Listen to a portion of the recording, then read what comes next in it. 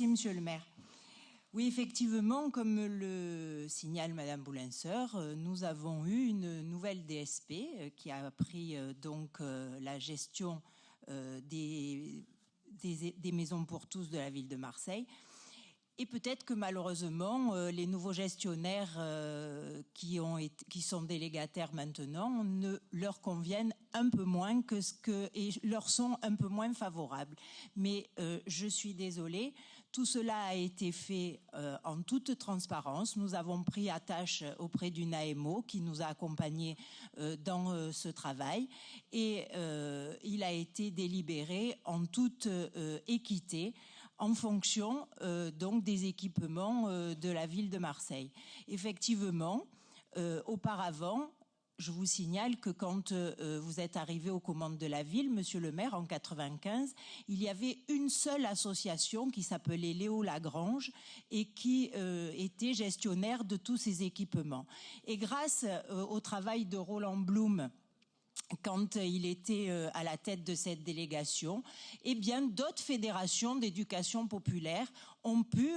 avoir la gestion de ces équipements. Et peut-être, en l'occurrence, pour ne pas les citer, l'IFAC Provence, peut-être qui n'était pas en toute adéquation avec Léo Lagrange et les pratiques qui s'y faisaient. Donc je peux comprendre que ce changement de délégataire puisse perturber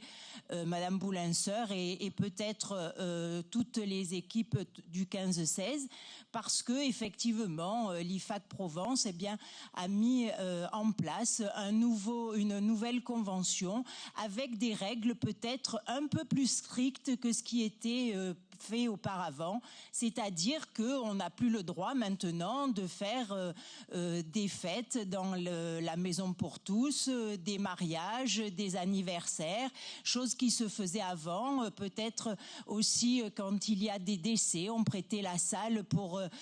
voilà, donc ça malheureusement ce n'est plus autorisé avec le nouveau délégataire et avant ça se faisait sans qu'on le sache. Maintenant malheureusement l'IFAC, quand il a des demandes comme ça, ben, il nous avertit et on respecte la convention des maisons pour tous sur l'ensemble de la ville de Marseille et je ne vois pas pourquoi c'était autorisé dans certains quartiers, ça ne l'était pas dans d'autres et ça se faisait sans qu'on le sache. Voilà, donc peut-être que ce nouveau mode de gestion peut les gêner, mais malheureusement les conventions sont applicables sur l'ensemble des équipements sociaux de la ville de Marseille.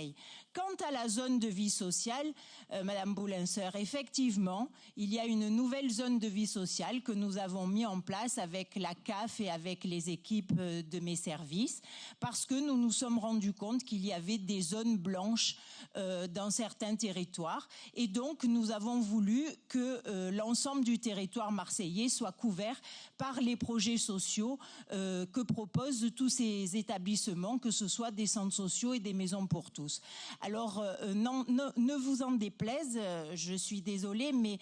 effectivement, certains centres sociaux fonctionnent très bien, d'autres beaucoup moins bien. Je suis très étonnée que vous ne m'ayez pas parlé du centre social des Bourrélis, ça ne saurait tarder, mais de toute façon, malheureusement,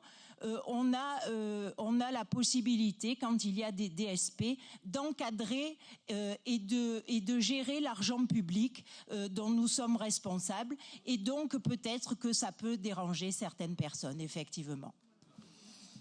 Bien,